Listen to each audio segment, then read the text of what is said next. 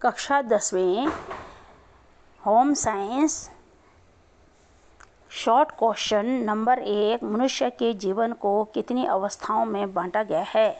उत्तर, मनुष्य जीवन को 6 अवस्थाओं में बांटा गया है। नंबर 1 शैशव अवस्था, नंबर 2 बाल्यावस्था, नंबर 3 किशोर अवस्था, नंबर 4 तरुण अवस्था, नंबर 5 प्रौढ़ावस्था, नंबर 6 वृद्धा अवस्था।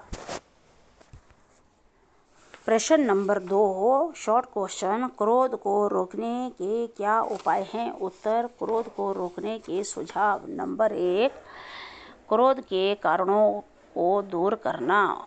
बच्चे का क्रोध करने का क्या कारण है, उस कारण को ढूंढकर दूर करने की कोशिश करनी चाहिए। यदि बच्चा क्रोध व्यक्त करके अपने माता पिता का ध्यान अपनी ओर खींचना चाहता है तो माता पिता को उसकी बात की ओर ध्यान देना चाहिए। जैसे कोई वस्तु लेने के लिए वह क्रोध व्यक्त कर रहा है तो माता पिता का ये कर्तव्य बनता है कि उसकी ये मांग कहाँ तक उचित है। अतः यदि माता पिता उसके क्रोध को शांत करने के लिए उसकी सारी बातें मानते जाएंगे तो बच्चा अपनी मांगों को मनवाने के लिए बार बार क्रोध करना उसकी आदत बन जाएगी। नंबर 2 बच्चे को थोड़ी देर अकेला छोड़ देना चाहिए। जब बच्चे अपनी मांगें मनवाने के लिए बहुत जिद करे तो उसे कुछ समय के लिए अकेला छोड़ दें ताकि उसका गुस्सा शांत हो जाए और वह महसूस करे कि उसकी हर बात नहीं मानी जा सकती। अतः उसके इस प्रकार के बर्ताव पर क्रोधित होकर माता पिता को डराना नहीं चाहिए। माता पिता उसे अकेला छोड़ते समय ये भी बता दें कि उसे तब तक अकेला रहना पड़ेगा जब तक कि उसका क्रोध शांत ना हो जाए। बड़ों की आज्ञा व सलाह उसे माननी पड़ेगी। नंबर 3 बच्चे को प्रेम पूर्वक समझाना चाहिए। यदि क्रोध करना क्यों ठीक नहीं है, अतः क्रोध करने से क्या क्या हानियां हैं। क्रोध करने वाले बच्चे को ना तो कोई प्यार करता है ना उसकी कोई बात मानता है। बच्चे को प्रेम पूर्वक उस समय समझाने का कोई लाभ नहीं जब वह गुस्से में हो। बच्चा बात को बिल्कुल नहीं मानेगा। जब वह शांत हो जाए तो उसे प्रेम पूर्वक समझाना चाहिए। नंबर 4 बच्चे के विचारों का आदर करना चाहिए। बच्चे को अपना काम करने में बहुत संतोष और आनंद प्राप्त होता है। उसमें आत्मविश्वास की भावना पैदा होती है। प्रत्येक बच्चा अपने काम को अपने ही ढंग से करना चाहता है। माता पिता का ये कर्तव्य है कि वह बालक के विचारों का ठीक ढंग से आदर करें। बच्चे को स्वतंत्रता प्रदान करें ताकि वह अपने काम को पूर्ण आत्मविश्वास के साथ कर सके।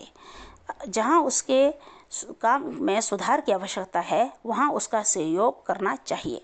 किसी भी कार्य में उसकी दूसरों के सामने आलोचना नहीं करना चाहिए बल्कि उसकी प्रशंसा करनी चाहिए।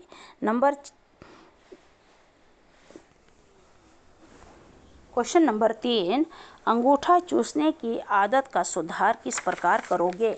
उत्तर, अंगूठा चूसने की आदत छुड़वाने के सुझाव। नंबर 1 संतुलित आहार की उचित व्यवस्था करनी चाहिए ताकि उसे भूख ना लगे।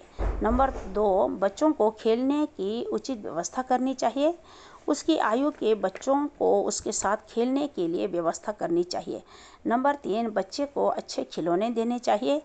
आकर्षक खिलौने खेलने के लिए देने चाहिए जिससे उसका ध्यान अंगूठा चूसने से हट जाए और उसका ध्यान खिलौनों व खेल में लग जाए।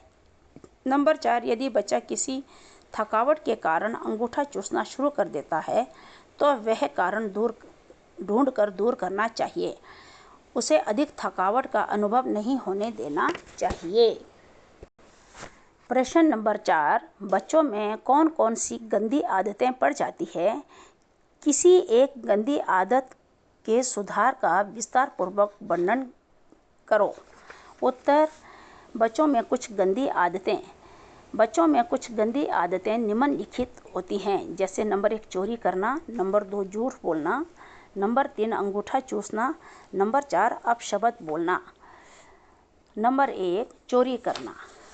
चोरी करने के कारण माता पिता बच्चों की इच्छाओं को पूरा नहीं करते। नंबर 2 आकर्षक वस्तुओं को देखकर बच्चा अपने मन पर नियंत्रण नहीं रख सकता। उसे उठाकर उन्हें मानसिक संतोष प्राप्त होता है।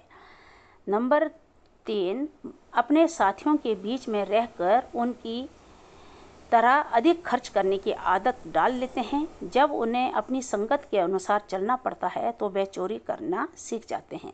नंबर 4, चोरी की भावना ईर्ष्या को उत्पन्न करती है।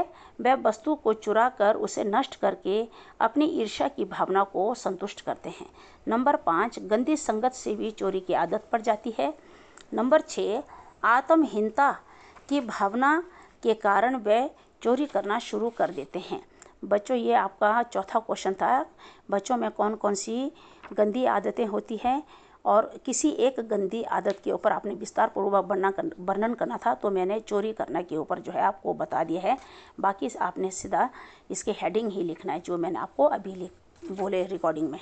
ठीक है बेटा, ओके।